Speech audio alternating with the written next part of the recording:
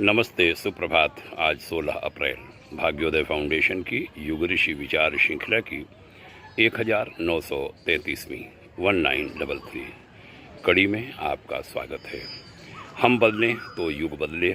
आज की पुस्तक पूज्य श्रेष्ठ आचार्य श्री राम शर्मा जी ने अपनी इस किताब के पृष्ठ 17 पर लिखा था, मनोविकार व मानसिक रोग आकाश में फैलाते हैं रोग रेडियो विकिरणें। कहा था, जब सज्जनता का बाहुल्य होगा तब सुख समृद्धि की परिस्थितियां भी उत्पन्न होंगी, लेकिन यदि दुष्टता, दुर्बुद्धि और दुष्कर्मों का पलड़ा भारी रहा तो बाह्य प्रकृति पर भी बुरी प्रतिक्रिया होगी। अकाल, भूकंप, बाढ़, अतिवृष्टि, अनावृष्टि का दौर बार बार होता रहेगा, जिससे मनुष्य विविध त्रास पाते रहेंगे। लोगों के मनोविकार, मानसिक रोग आकाश में ऐसा रेडियो विकिरण फैलाते हैं जिससे मंद और तीव्र शारीरिक रोगों एवं आदि व्याधि की अप्रत्याशित रूप से उत्पत्ति होती है, वृद्धि होती है, जिनके कारण जनसाधारण को हर घड़ी असह्य कष्ट सहने पड़ते हैं।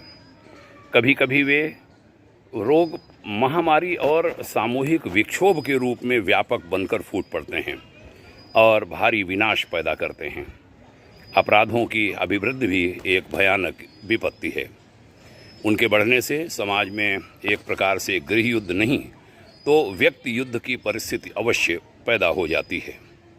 सहयोग और सद्भाव के अभाव में न तो व्यक्तियों की उन्नति होती है और न समाज ऊंचे उठते हैं, वरन असहयोग और दुर्भाव की प्रतिक्रिया सभी की प्रगति में बाधा उत्पन्न करती है तथा जहां इस प्रकार की दुर्बुद्धि पनपती है वहां सारे परिवार को ही वह ले डूबती है, समाज को ही ले डूबती है।